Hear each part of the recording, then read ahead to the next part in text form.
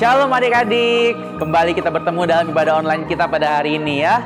Sebelum kita mulai, yuk mari kita berdoa terlebih dahulu yuk. Mari lipat tangan, tutup mata, dan kita bersatu dalam doa. Tuhan Yesus yang baik, terima kasih Tuhan untuk penyertaan Tuhan, untuk setiap kami, sehingga kami masih boleh bertemu kembali dalam ibadah online pada hari ini Tuhan Yesus. Tuhan, sebentar kami mendengarkan sebagian dari kisah-Mu ya Tuhan Yesus. Kiranya kami boleh duduk diam, kami boleh dengar-dengaran, dan berikan kami sikap hati yang siap untuk mendengarkan kebenaran firman Tuhan pada hari ini. Kami siap untuk memulai ibadah kami hanya di dalam nama Tuhan Yesus Kristus. Haleluya, amin. Nah, penasaran kan adik-adik dengan cerita yang kita dengarkan? Yuk, kita sama-sama duduk diam dan kita dengar-dengaran ya. Selamat mendengarkan adik-adik. Adik-adik, masih ingat kan cerita kemarin tentang Daud dan Yonatan? Hari ini, kakak akan kembali lanjutin ceritanya nih. Yuk, sama-sama kita simak.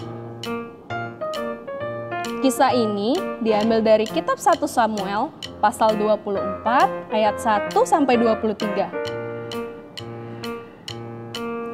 Adik-adik masih inget gak ini tempat apa? Ayo, masih inget gak? Ya betul, ini adalah kerajaan Israel.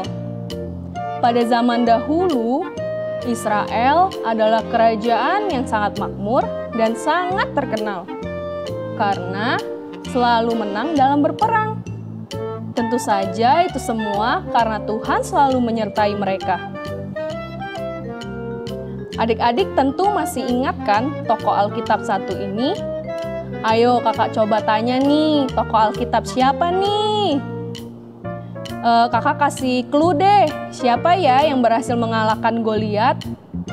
Terus yang suka bermain kecapi deh, ayo apa? Terus satu lagi ternyata dia teman baiknya Yonatan, anak Raja Saul. Ayo adik-adik masih inget gak? Iya benar, ini Daud. Jadi, bangsa Israel sangat memuja Daud karena berhasil mengalahkan musuh terberat mereka. Mereka bersorak kegirangan karena Daud berhasil memenangkan perang. Kamu sangat hebat, Daud. Tapi Daud sadar betul bahwa ini semua karena Tuhan. Ini bukan karena kuat dan gagahku, tapi karena anugerah Tuhan. Hidup Daud, teriak para prajurit dan rakyat Israel. Ketika Raja Saul mendengar bangsa Israel lebih memuji-muji Daud, Raja Saul pun menjadi iri hati dan sangat kesal. Aku sangat kesal karena rakyatku lebih memuja Daud. Nanti lama-kelamaan jabatan raja ini bisa-bisa jatuh ke tangan Daud. Sejak saat itu, Raja Saul menjadi tidak suka kepada Daud. Bahkan mencoba mencari cara untuk menyingkirkan Daud dari kerajaan. Suatu hari, Raja Saul berniat menghabisi nyawa Daud. Ini adalah saat yang tepat untuk aku membunuh Daud. Raja Saul dirasuki oleh roh jahat dan langsung melemparkan tombak ke arah Daud yang sedang bermain kecapi. Tapi Daud berhasil lolos dari tombak Raja Saul dan langsung disuruh melarikan diri oleh Yonatan. Raja Saul sangat marah karena tidak berhasil membunuh Daud. Ia langsung memerintahkan prajurit-prajuritnya untuk terus mengejar dan menangkap Daud. Dan bahkan ya adik-adik, dia sendiri juga ikut mengejar Daud. Tetapi ia juga ingin membunuhnya. Akhirnya, setelah berlari cukup jauh, Daud menemukan sebuah goa batu untuk beristirahat dan bersembunyi dari kerajaan. Lelah sekali. Aku mau istirahat di gua ini saja. Ternyata, Raja Saul juga beristirahat di tempat yang sama dengan Daud. Wah, ini kesempatan buatku untuk membunuh Raja Saul. Daud sudah memegang pedang nih adik-adik. Tetapi aku tidak berhak karena ia adalah raja pilihan Allah. Dan aku adalah bawahannya yang harus taat, ujar Daud. Dengan hati yang berdebar-debar, Daud memotong punca baju Raja Saul.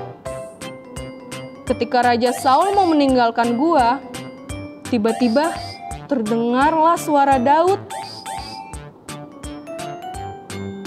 "Tuanku Raja, mengapa Tuan mendengar kata orang-orang bahwa aku ingin mencelakakan Tuanku Raja?